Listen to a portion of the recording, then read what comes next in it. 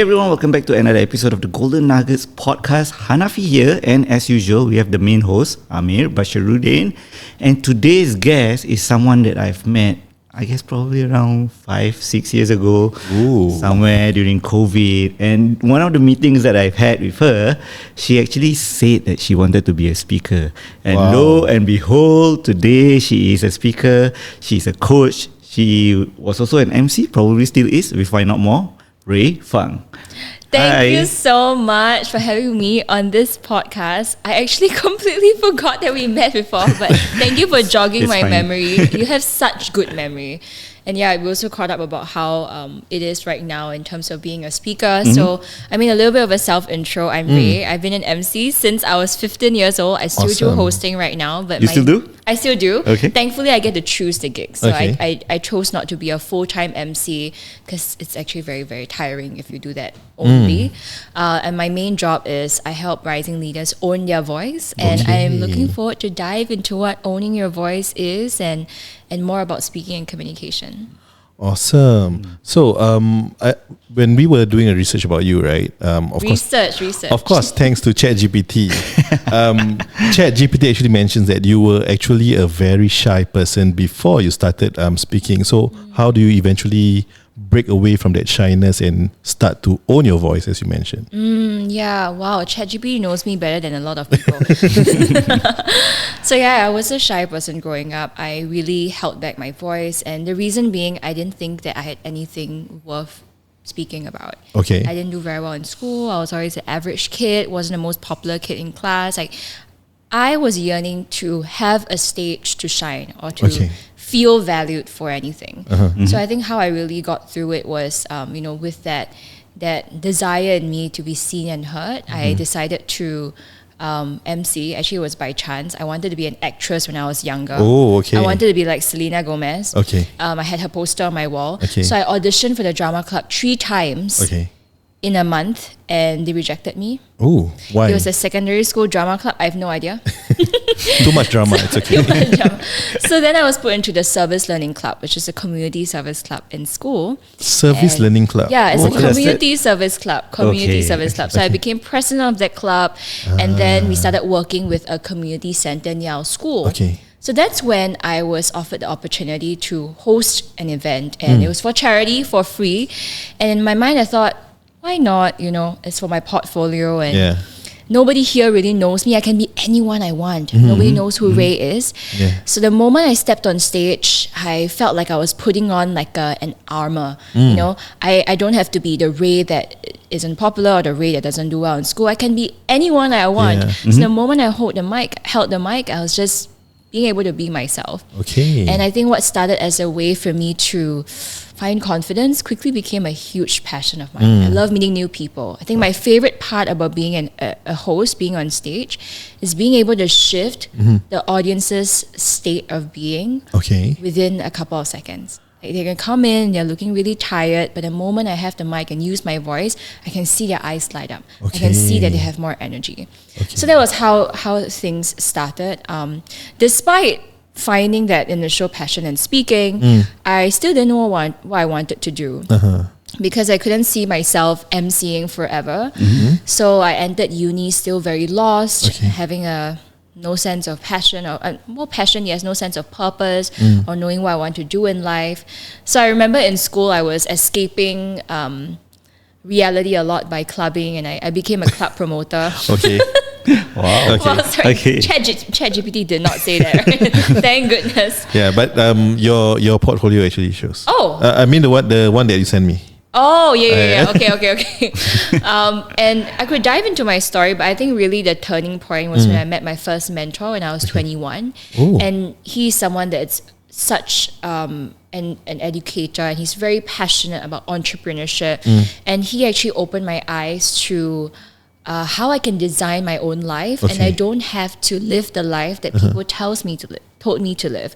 I can live the life that I want, and I think that really started everything. But you mentioned about how you managed to change people's perception in an instant, right? Do you have that realization when you were 15, or is it in hindsight? Definitely in hindsight. I feel like back then, I didn't really think much of it. But, I think Rae back then really liked that her voice had an impact. Okay. Because in school, in her cliques, right? When she spoke, nobody really listened. But on stage, with the mic, with her voice, with her energy, people listen. Okay. So I think that was what kept me coming back. And on hindsight, I realized what I really enjoy is being able to shift someone's state of being. Okay. And we also saw that you actually studied communications. Yes, in I NTU. did. I studied communications. Why? in NTU. Why did you choose that course? Honestly, not an impressive answer. I didn't know what I wanted to do in the future. So It's normal. So I just thought what would be the most general degree that I can get. And I did know that I want to be in media. Like I enjoy using my voice. I want to be in media, but I don't know how yet. And that's why I took communications as a degree. But I mean, like media. Usually, people will tend to go to like maybe mass comm.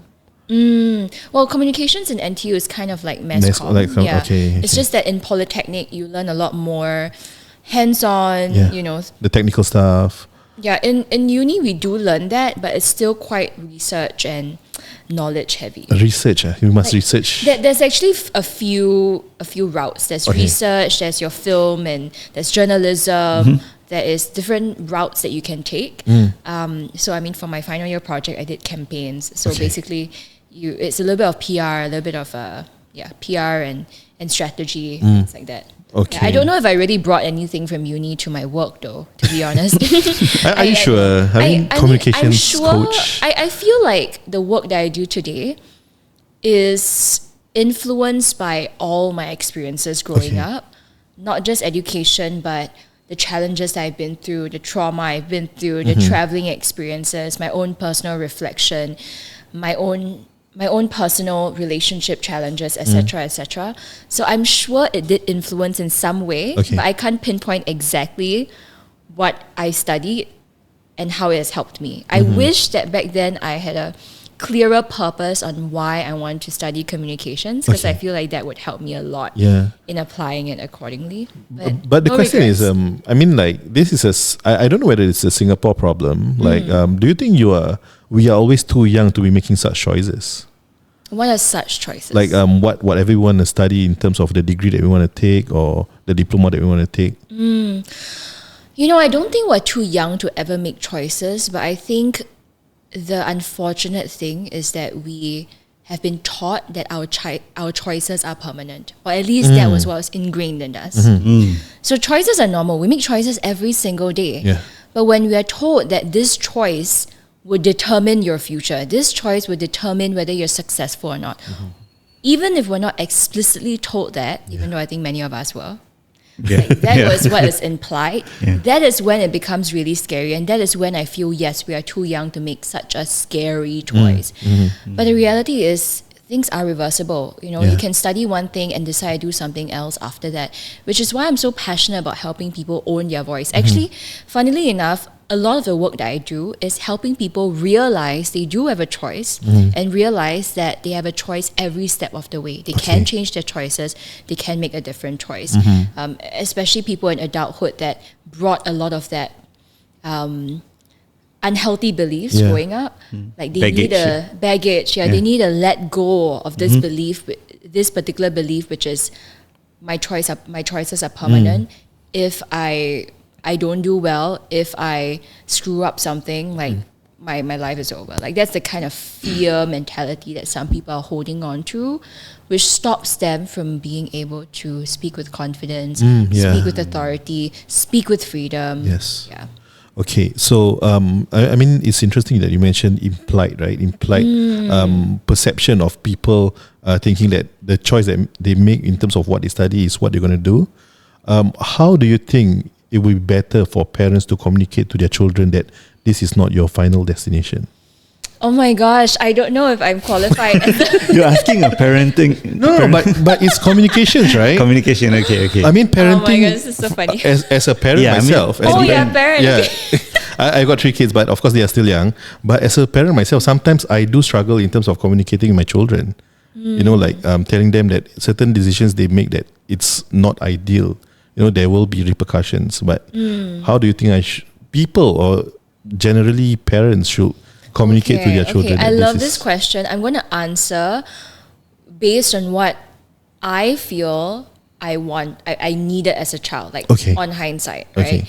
And if I were to reparent myself, what I would do is, firstly, like as a parent, I think it's important to be aware of your own traumas and your own beliefs that are holding you back and they're leading your life. Because many at times as parents, even as coaches and mentors, we subconsciously impose our values and our beliefs on others, right? So I think being aware that you have your own biases and choosing not to impose those biases on the child is important. Right?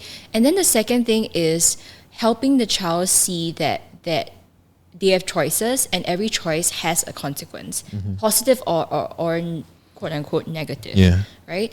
And when a consequence happens, to not shame the consequence, but allow the child to react accordingly, and also I guess sometimes teaching them how to react. Because I feel like when we're really young, we don't really know how to react. Like if you, I'm curious to know from this, because if you observe children below 7, right, or maybe even younger, sometimes when they fall down, they don't cry right away. They actually look at their parent or people around them and be like, okay, how am I supposed to react? Have you observed that? Yeah, of course. Just last night, my daughter hit her head on the wall, and then she turned at me and she looked at me, and I just smiled. It's like, wait, how am I supposed to react? Because then they're looking for the parent to teach them how to react because they haven't learned how to react yet, right? So then based on how the parent reacts, we learn what is good, what is bad. So if the parent goes, oh my gosh, why do you need to be careful? Then the kid is going to remember, okay, fall down equals bad. Okay, if I fall down, daddy or mommy will be upset, right? I cannot, right? And this would be passed on to other things as well. Like, oh, if I make a mistake in school, bad, right? So how do we respond to our kid? Right? And also thinking about how do we respond to ourselves? Even as adults right now, how are you responding to your inner child? Right? A lot of people that I work with are high achievers. So they are in very high pressure environments, whether it's a sales environment or like the environment that values KPI and ROI a lot. So a belief that leads their thinking is very often success is only valued if it produces monetary result. So I think that belief actually kind of like leads them and influences their actions. So when that happens, there are many consequences, right? The outcome is that they find content creation very hard. They find it very pressurizing to share their ideas in a meeting. Let's say if they're talking to their team, they get very conscious. They cannot show their vulnerability. A lot of these outcomes that happen, I would say, they come to me and they ask me, how do I work on that? But they don't realize that the root cause of these issues is that they haven't taken time to tell their inner child that it is okay to make mistakes and that your quote unquote negative emotions are fine. So it goes very deep, and it's the first part of the Own Your Voice methodology is rewire beliefs. So understanding what beliefs are influencing you in your day-to-day thoughts and actions, and being aware of them so that you're able to act accordingly and make decisions accordingly. So I hope that kind of answers your question. I know it's a very roundabout way of asking it because there's so many layers, but TLDR, be aware of your own biases, the way you see the world, and allow your child to create their own experiences without imposing your values too much. When you talk about like professionals, right? Going to you and then asking you how do they react to certain things, right? They may eventually be prepared to react in a better way, but their surroundings, the people that they're working with or their bosses may not be able to. So how do you bridge that gap? I love this question. It's such a conundrum, right? Because sometimes you want to change, but your environment isn't the most supportive. And I've worked with many people like that who they have that huge size. Like, I'm trying, right? I really want to, but this is how work is, right? Like, this is how my boss wants me to respond. They need me to respond right away. That kind of very restrictive environments. I would say the first thing that you got to remember is that energy is contagious. Okay. So that is one thing to remember. When you are trying to do this positive thing, this new change, right? And you do it with conviction, hopefully over time, the people around you notice that there are positive changes and they realize that it's a change they want to adopt as well. Okay? Granted, I'm saying that there's so many nuances to this, because obviously in a very rigid corporate environment, things can't change right away. So let's say we're talking to entrepreneurs, right? For entrepreneurs, you have the privilege of being able to make decisions on your own, things like that. You can choose your environment you're in. So when you're trying to make a change, if let's say your current friend group or your current colleagues or hired team, they aren't actually very supportive to that, first change yourself, and the people around you, if they value growth and they value being able to change for the better, hopefully it will rub off on them. Okay. Right? Yeah. If you're in an environment that's very rigid, right, and is kind of holding you down, then the important question is to ask yourself, is this environment worth staying in? Yeah. I mean, that's a hard question, but that is a very valuable question to ask. Because you can only grow as tall as the pot that is growing you can allow. So you got to ask yourself, is it worth staying there? Protecting your peace and protecting your energy is so important, because that's your life source. I'm sure you have met people who they just look so dead inside, and that's not the way to live life. What about your thoughts on I'm not sure if you heard of the saying, you cannot change people, but you can change people. Ooh, okay, wait, explain. Okay, elaborate. I'm curious. That you cannot change their behaviors and so on, but you can change the people around you. Like for example, if I don't like this guy behind the camera, then I can change him, right? I cannot change his personality or the things that he does, but I can. Oh, but you can take him out of your life. Take him out and change it with someone else, right? Yes, I agree. I mean, it's pretty obvious. Yeah, you can't change people, right? Like when you try to change people and you have the expectation, it's going to lead to disappointment ultimately. Yeah, so I feel like it's important to respect your intuition and what you want. I kind of see life as like a video game, or like a movie.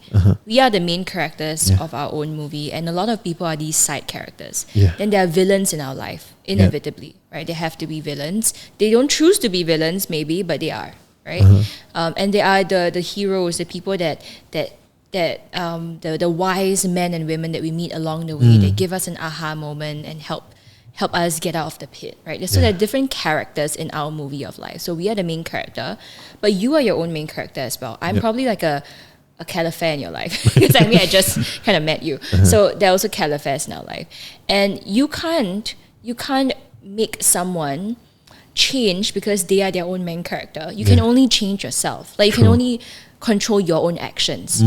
So when we try to change other people, then we're sidelining ourselves as the main character. We need to control ourselves only and be the main character of our own life.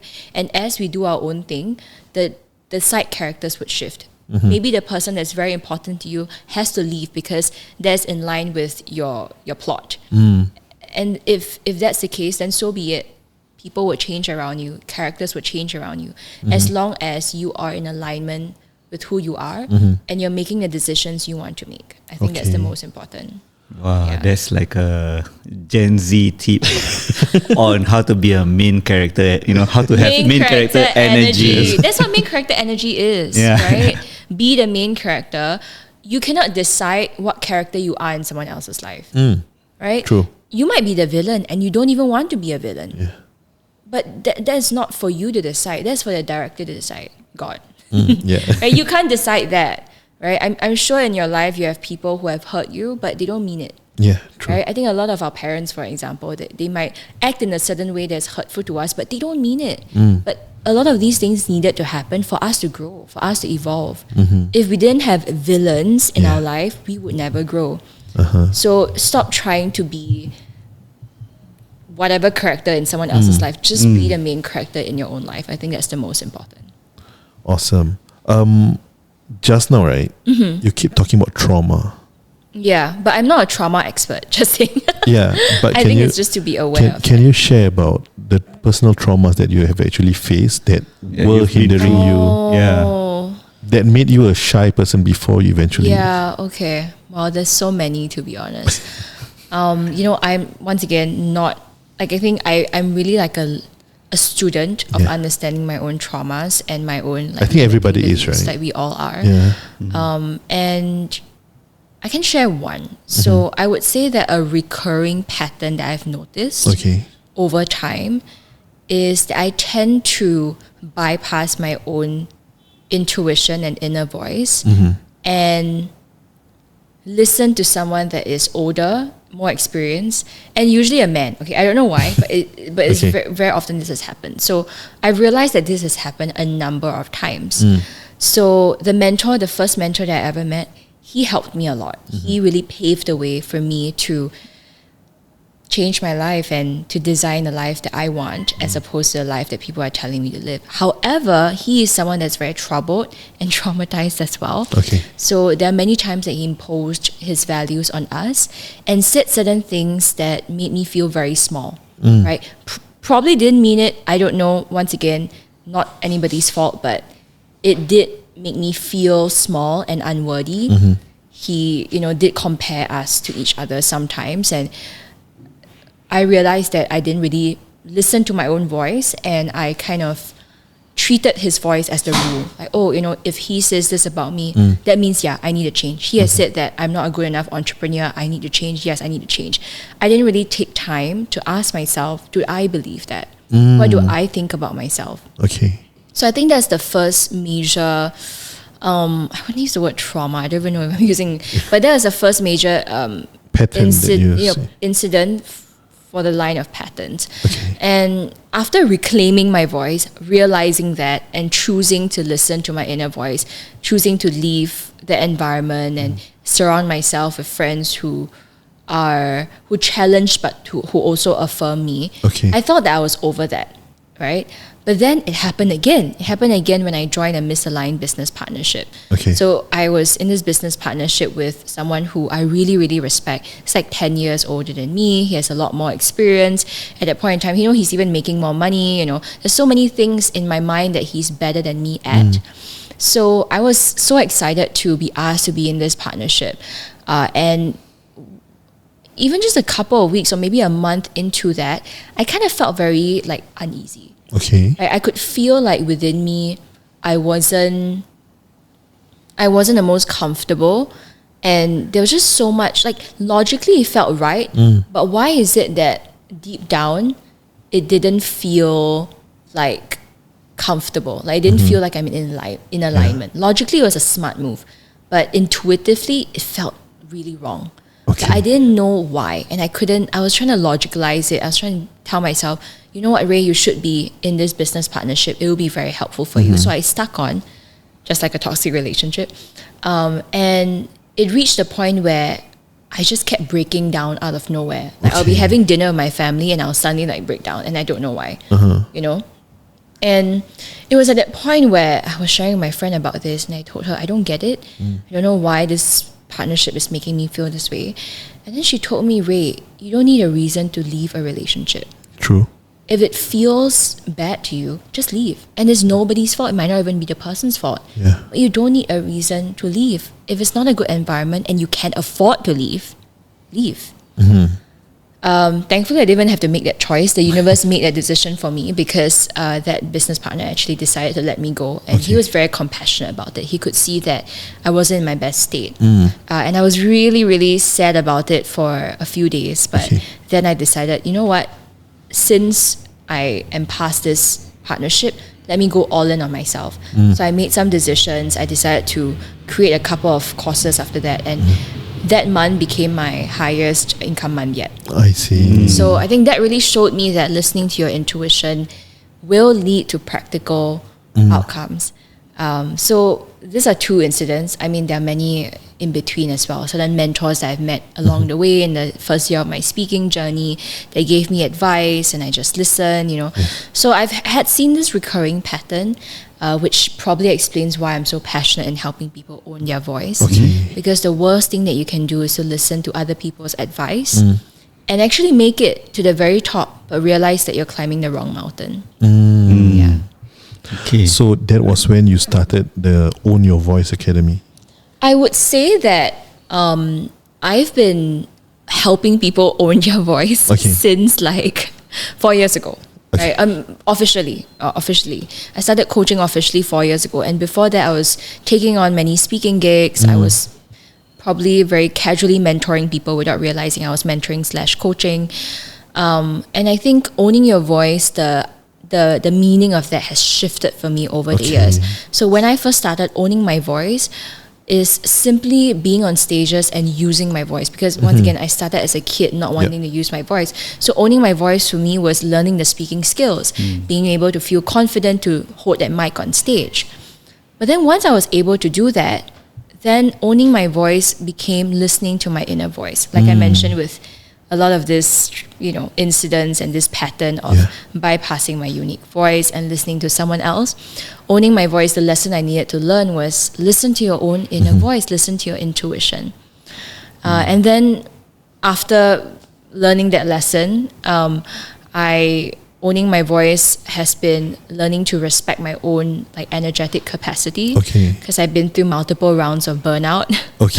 Right? So 2 years ago, I think that was probably my worst burnout ever. And I went on a traveling spree.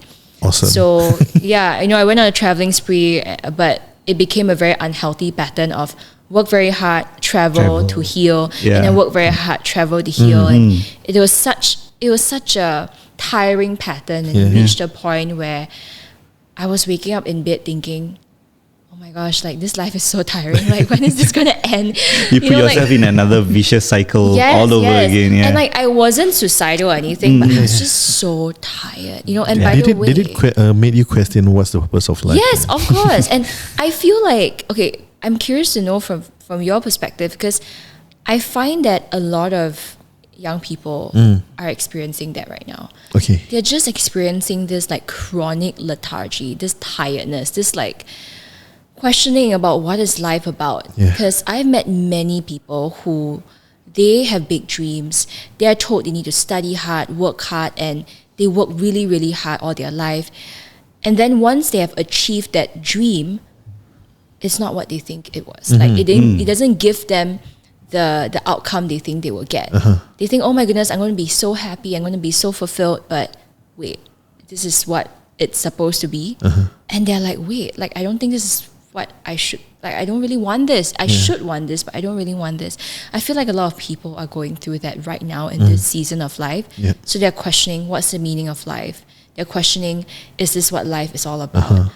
They're questioning, what do I really want out of my life? And I've had multiple moments where I questioned that. So owning my voice has shifted for me over the years a lot.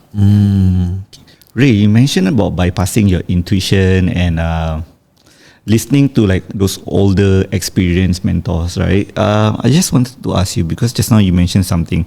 How did you learn to reclaim your voice? Right, and also trust your own judgment, because I'm sure it was very difficult given that you've already been through this a certain kind of experience right prior.